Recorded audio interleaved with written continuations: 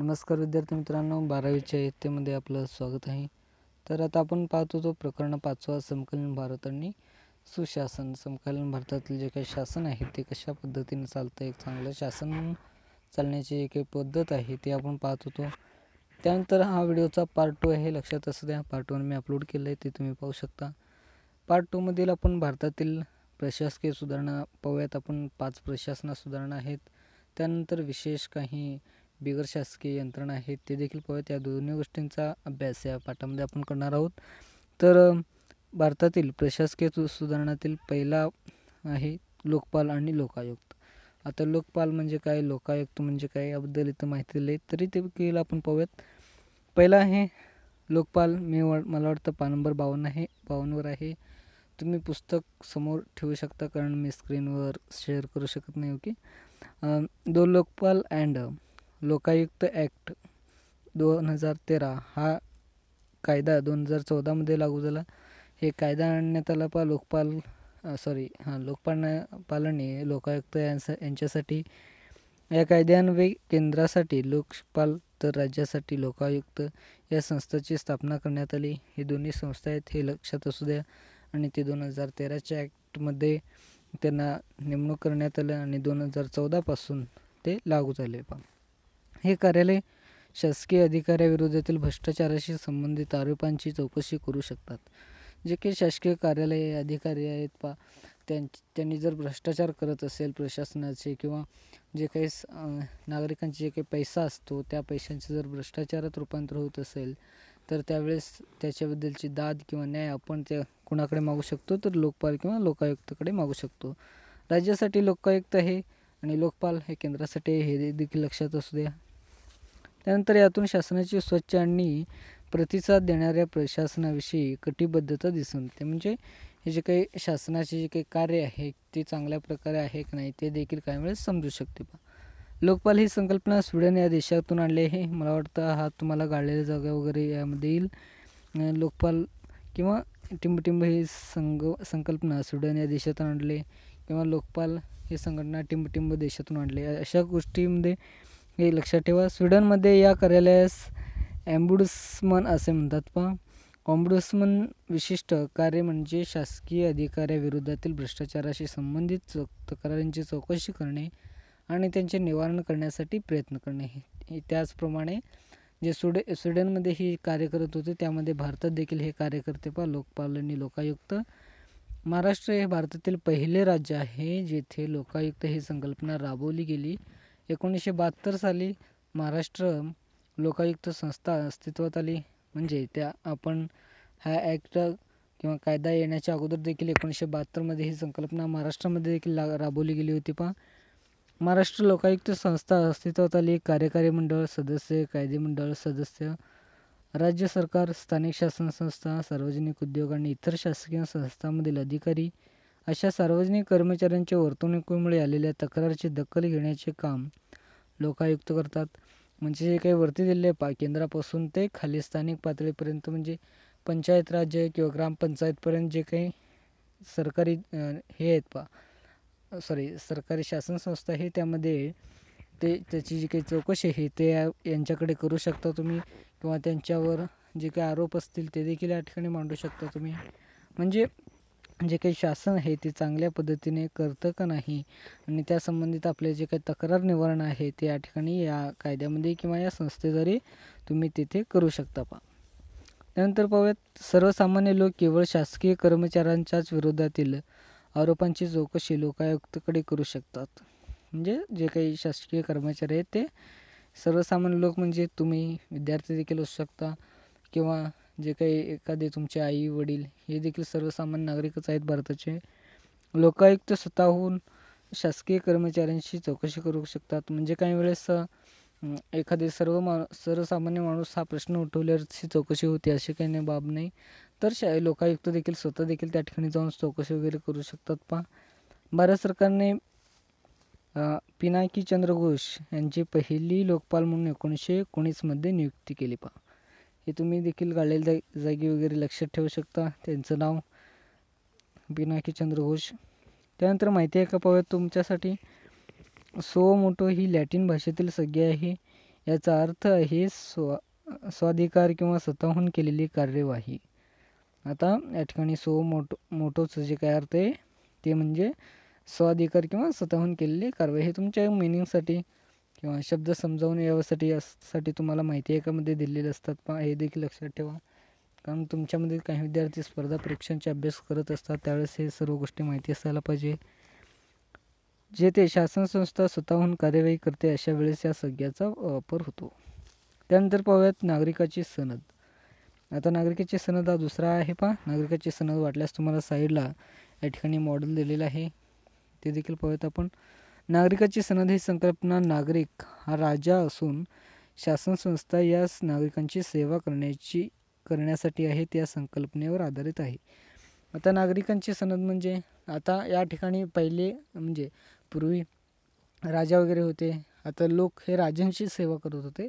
पण आता त्याप्रमाणे उलटं हे जे काही राजे किंवा आहेत, राजे म्हणण्यापेक्षा आपली जी काही शासन संस्था आहेत, कर्मचारी आहेत, ते सर्व जनतेची किंवा नागरिकांची सेवा करणे, म्हणजे या ठिकाणी उलट झालेले आहे. पण रिअलमध्ये तसं होत नाही पहा, होते परंतु काही प्रमाणात. म्हणजे राजांना थोडं वाव वगैरे असतो, हे तुम्हाला माहिती असेल.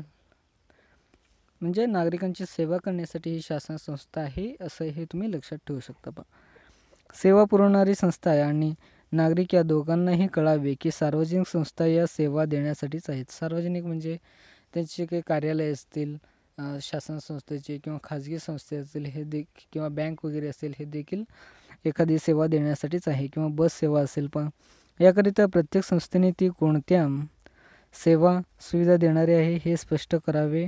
आता बस सेवा म्हटल्याप्रमाणे ती वाहतूक किंवा एखाद्या लोकांना दुसऱ्या ठिकाणी नेऊन सोडणे हे काम करते पहा. आणि त्या सुविधांचाही दर्जाही ठरवून घ्यावा.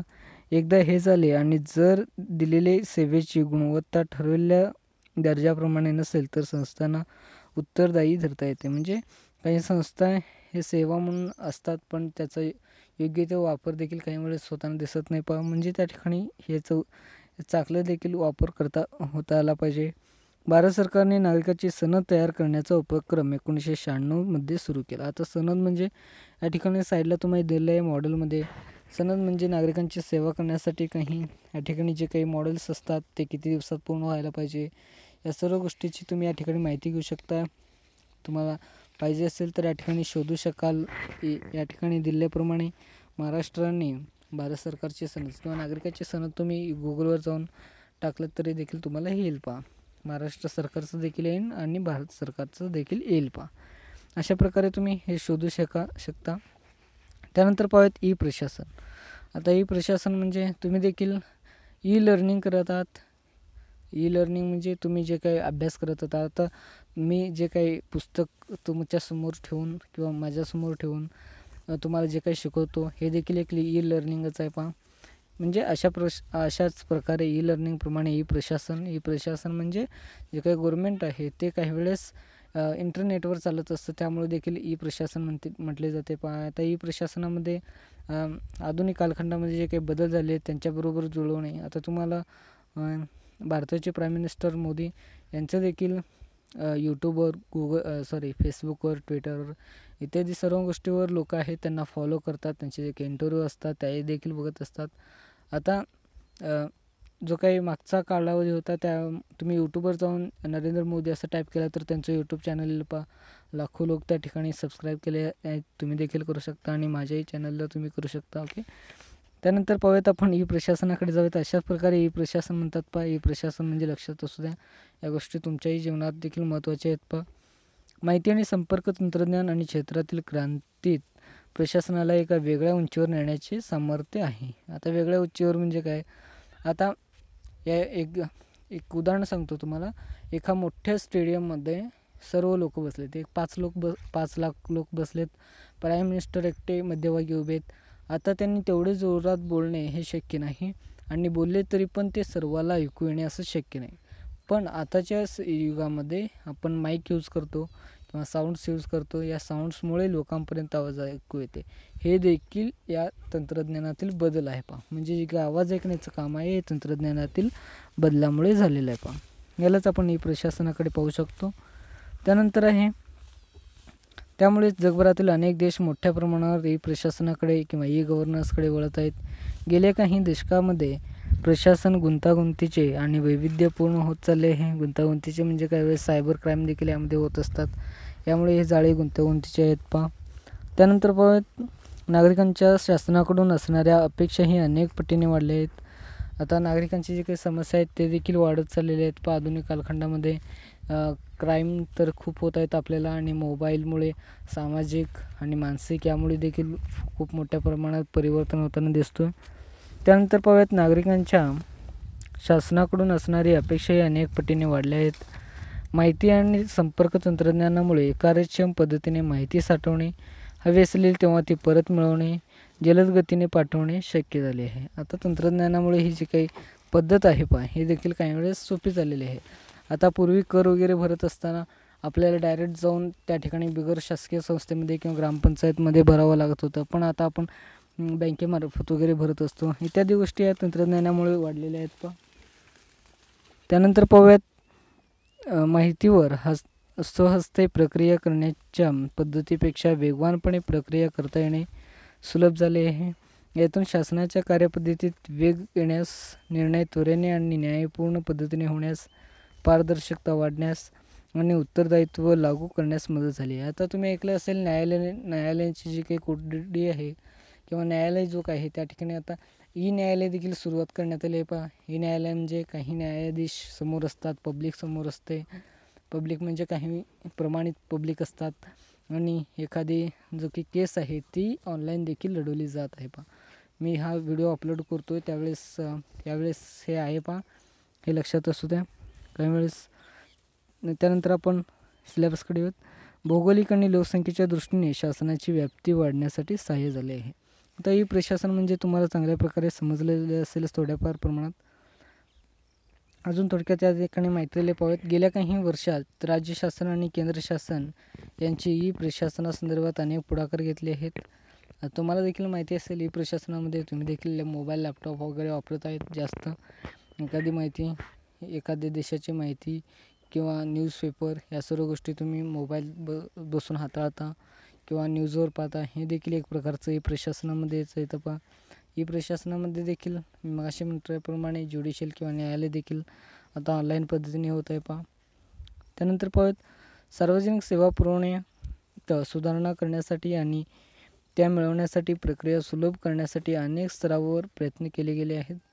भारतीय ई प्रशासनाची सुरुवात शासकीय विभागाच्या संगणकीकरणापासून झाली. संगणक हे पूर्वी होतं पहा, आता देखील आहे आणि ते सुधारित देखील झालेले आहे पहा. आता ती नागरिक केंद्रित, सेवाभावी आणि पारदर्शकता झाली आहे. आता नागरिक देखील त्या ठिकाणी पारदर्शकता किंवा त्या ठिकाणी जाऊन पाहू शकतात, पण काही गोष्टी पाहू शकत नाही, पण सिक्युरिटी असतात. आता अजून एक तुम्हाला उदाहरण सांगतो. तर सौदी अरेबिया या देशामध्ये जे काही आपण FIR किंवा केस वगैरे करत असतो तेव्हा ऑनलाईन पद्धतीने होत असते. ऑनलाईन म्हणजे कस्टडी असतं, जसे आपले स्टडी बूथ वगैरे असतात, आता नाहीत पण ते देखील, पण तशाच प्रकारे जाऊन तिथं कंप्लीट लिहायचं आणि तुम्ही यायचं, आणि तिथे जे काही कंप्लेंट्स आहेत ते पोलीस त्यांना कारवाई करू शकतात, त्यांना देखील बोलू शकतात.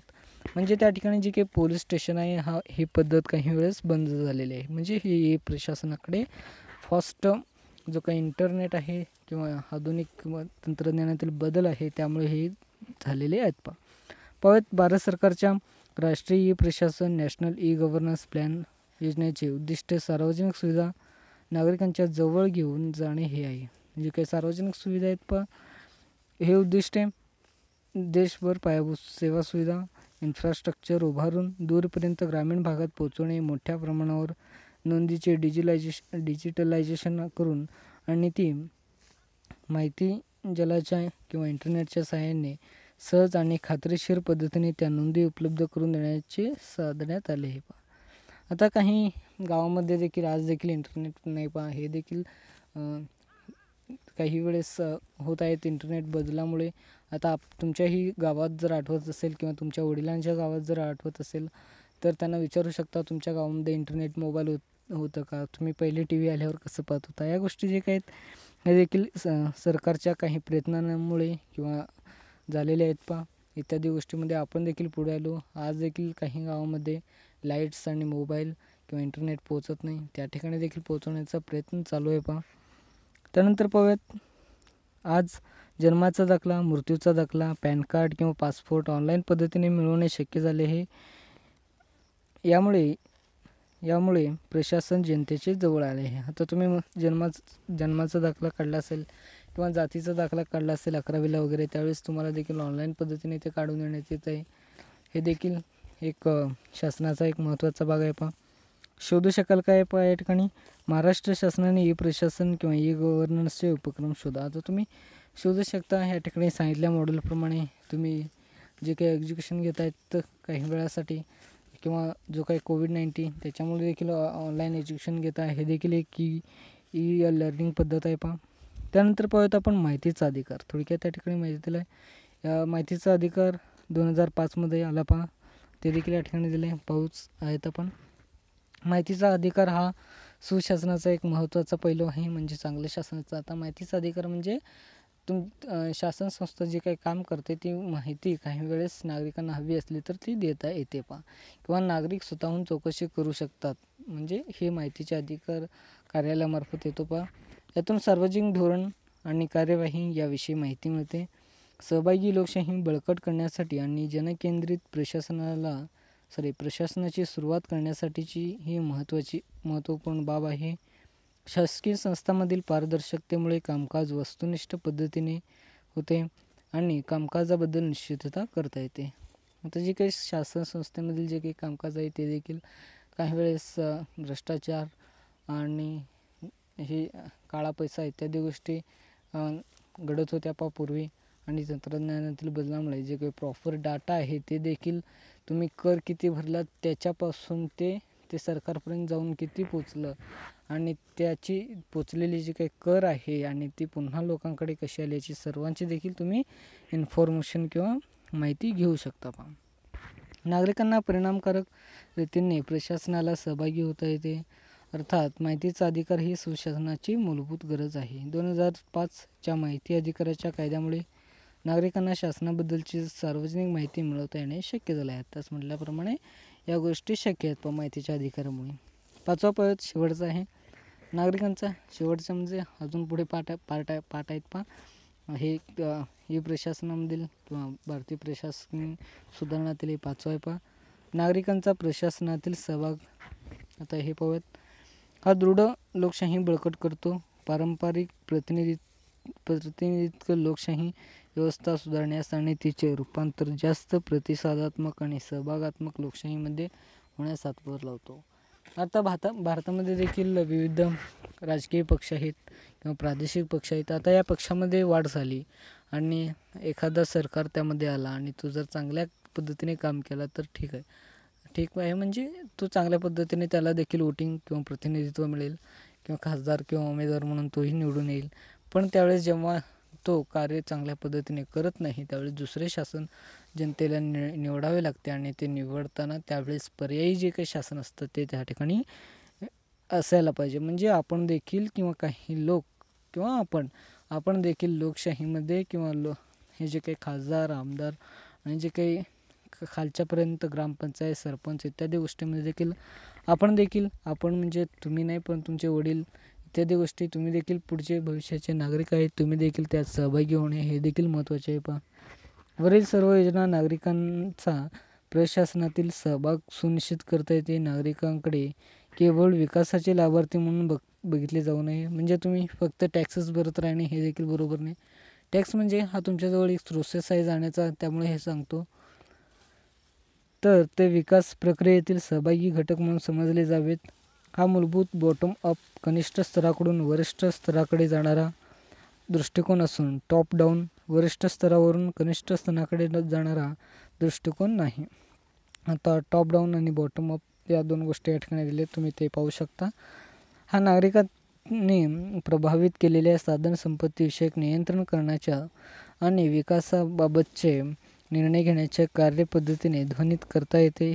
हा दृष्टिकोन नागरिकांना स्वतःच्या भवितव्यासाठीचे निर्णय घेण्यास कायदेशीर अधिकार आहे हे मान्य करतो.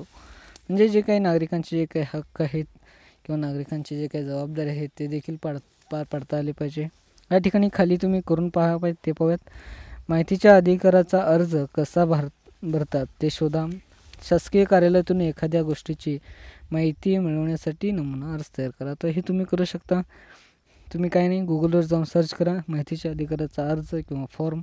त्या ठिकाणी तुम्हाला मॉडेल वगैरे येतील, सर्व गोष्टी, किंवा डायरेक्ट वेबसाईट वगैरे येतील पहा. त्यानंतर ई प्रशासनाचे जे काही उद्दिष्टांचे 6 स्तंभ आहेत. आता ई प्रशासनाचे कोणकोणते उद्दिष्ट आहेत हे मागच्या पेजवर तुम्हाला सविस्तर प्रमाणे दिले आहे, ते तुम्ही पाहूयात. मागच्या पेजवर ई प्रशासनाचे 6 स्तंभ आहेत, त्याची या ठिकाणी थोडक्यात माहिती दिली आहे. पहिला पाहूयात.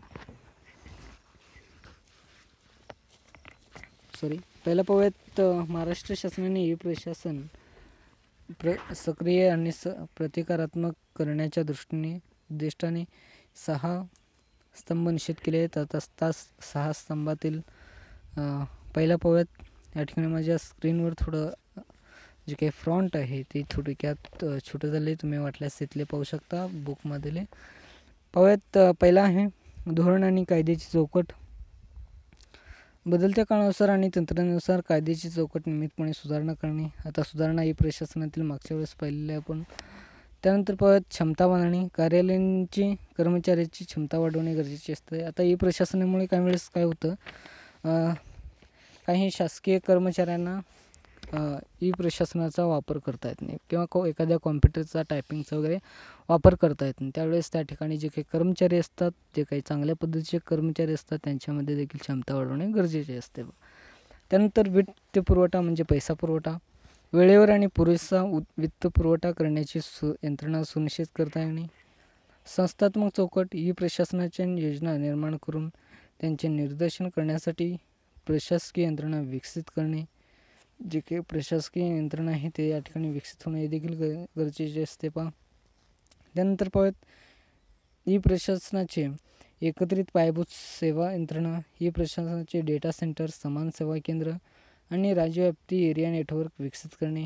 आता जे काही एरिया आहेत, काही प्रमाणे मी माहिती सांगितल्याप्रमाणे काही गावामध्ये आज देखील ई प्रशासनाचा वापर होत नसताना दिसतो.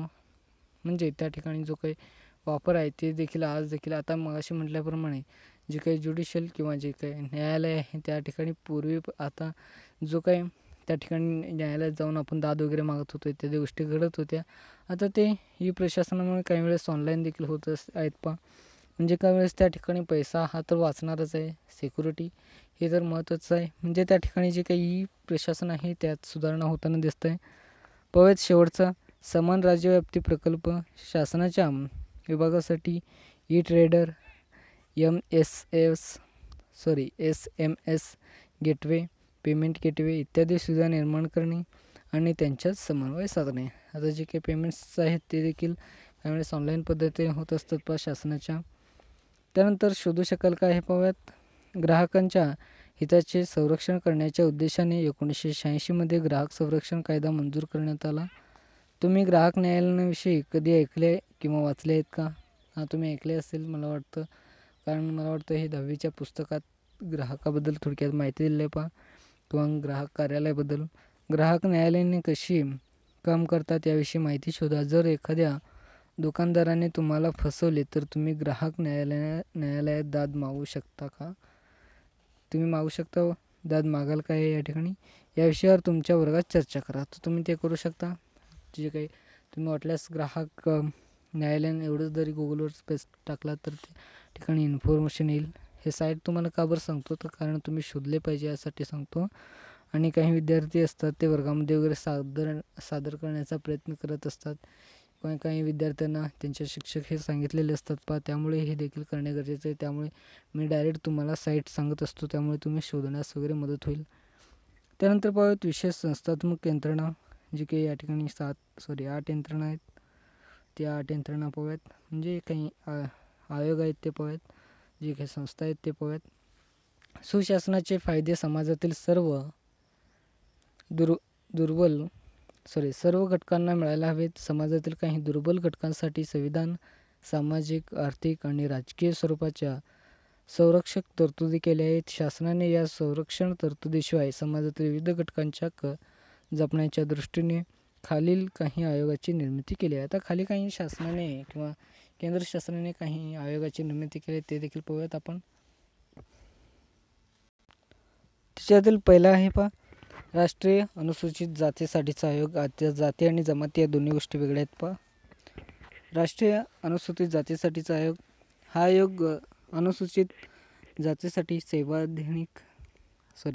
संवैधानिक संरक्षण उपाययोजनांच्या संदर्भात काम करते. अनुसूचित जातींच्या अधिकारापासून वंचित ठेवणे गेले असले तर त्या प्रकरणी चौकशी करतो.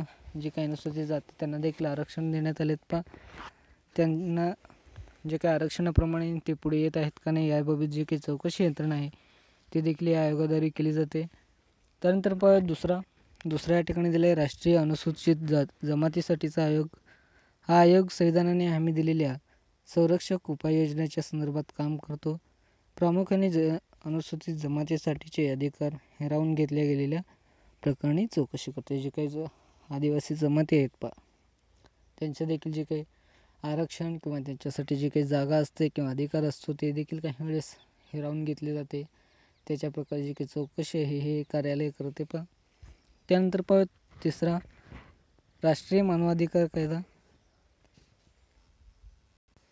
राष्ट्रीय मानवाधिकार कायद्यामध्ये पाहूयात आपण संविधानाने हमी दिलेल्या जीवितांचा हक्क, स्वातंत्र्याचा हक्क, समता आणि प्रतिष्ठेच्या अधिकाराच्या संरक्षणासाठी सदर आयोगाने काम करते. जे काही आयोग आहे ते मानवाचे जे काही अधिकार आहेत स्वातंत्र्य, समता आणि जीवितांचा हक्क या गोष्टीवर त्या ठिकाणी काम करताना दिसते त्यानंतर राष्ट्रीय महिला आयोग पाहूयात. सदर आयोगाची स्थापना महिलांच्या तक्रारीचे निवारण करण्यासाठी तसेच महिलांच्या सामाजिक आणि आर्थिक विकासात चालना देण्यासाठी केले जाते. आता आधुनिक कालखंडामध्ये जे काही महिला आहेत त्यांच्यावर अत्याचार देखील होत असतात, पण रेप हे प्रकरण जास्त वाढत आहे किंवा FIR हे देखील महिलांच्या प्रकरणी वाढत आहे. त्यामुळे याच्यावर जी दाद आहे ते या ठिकाणी घेतली जाते त्यानंतर पाहूयात राष्ट्रीय बाल हक्क संरक्षण आयोग.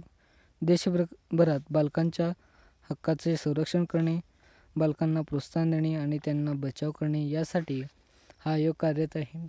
या आयोगाच्या व्याख्येप्रमाणे 0 ते 18 वयोगटातील व्यक्तींना बालकी समजले जाते. आता यामध्ये शैक्षणिक हा खूप महत्त्वाचा भाग आहे बालकांसाठी. याच्यावर देखील नियंत्रण ठेवणे हे गरजेचे आहे त्यानंतर पाहूयात राष्ट्रीय मागासवर्गीय आयोग. जे काही मागासवर्गीय लोक आहेत, लोकसमूह आहेत त्यांच्यासाठी किंवा समाज देखील आहेत. हा आयोग सामाजिक आणि आर्थिकदृष्ट्या मागासवर्गीयांच्या कल्याणावर भर देतो, जे काही मागासवर्गीय आहेत. त्यानंतर राष्ट्रीय अल्पसंख्याक, उदाहरणार्थ मुस्लिम हे एक अल्पसंख्याक आहेत हे तुम्हाला सांगितलं. अल्पसंख्याकांचे संरक्षण करण्यासाठी संसद आणि राज्याचे विधिमंडळाने पारित केलेले कायदे आणि संविधानाने केलेल्या संरक्षणविषयक तरतुदीच्या कार्यावर देखरेख करण्याचे काम करते. जे काही संविधानाने दिलेले जे काही कायदे आहेत किंवा जे काही संरक्षणाच्या जे काही तरतुदी आहेत हे चांगल्या प्रकारे कार्य करतं का नाही त्याचा देखील या ठिकाणी अंमलबजावणी किंवा देखरेख हे आयोग करते त्यानंतर लास्ट पाहूयात राष्ट्रीय ग्राहक वाद निवारण आयोग. हा आयोग राष्ट्रीय ग्राहकांच्या वादाचे निवारण करतो. या ठिकाणी शोधू शकाल का याचं उत्तर थोडक्यात या ठिकाणी आहे असं म्हणता येईल, पण त्याच्याबद्दलची काही प्रॉपर माहिती ते म्हणजे न्यायालयीन माहिती ते तुम्ही पाहू शकता. मी सर्च करा म्हटल्याप्रमाणे. चर्चा करा या ठिकाणी पाहूयात वरीलपैकी कोणत्याही एका आयोगाची रचना आणि कार्य यावर वर्गात चर्चा करा. आता तुम्ही मला वाटतं सर्वात सोपं तुमच्यासाठी सांगतो, सर्व सोपेच आहेत राष्ट्रीय महिला आयोग किंवा मानवाधिकार या दोन्ही गोष्टीबद्दल तुम्ही जास्त माहिती असेल तर त्या ठिकाणी ते वर्गात चर्चा करू शकता. भारतीय संविधानाने मूलभूत अधिकार आणि राज्य धोरणाचे मार्गदर्शक तत्त्वाद्वारे सुशासनाच्या चौकटीची मांडणी केली आहे. त्यावर आधारित सुशासनासाठीची संस्थात्मक चौकट विकसित करण्याचा शासनाने प्रयत्न केला आहे. जे काही शासन आहे ते चांगले एका शासन किंवा सुशासनाच्या निर्मितीसाठी जे काही आपण अभ्यासले या गोष्टी या ठिकाणी दिल्या आहेत. प्रशासनाकडे बघण्याचा लोकाभिमुख दृष्टिकोन हा सुशासनाचा गाभा आहे. हे गाळलेली जागा मला वाटतं 10वीला वगैरे असेल तुम्हाला.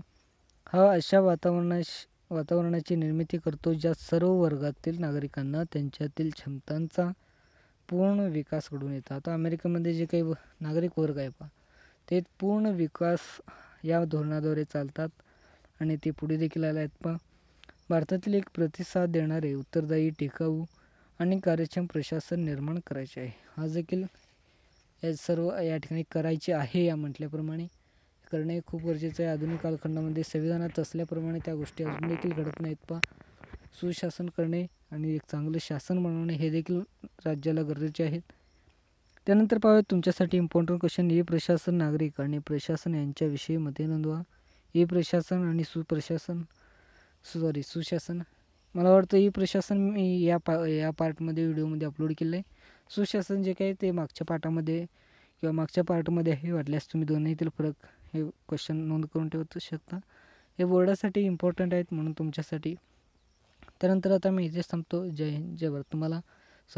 तुम्हाला जर PDF पाहिजे असेल तर या बुकचं टेलिग्रामला भेट देऊ शकता. लिंक डिस्क्रिप्शनमध्ये आहे. Okay, thank you so much.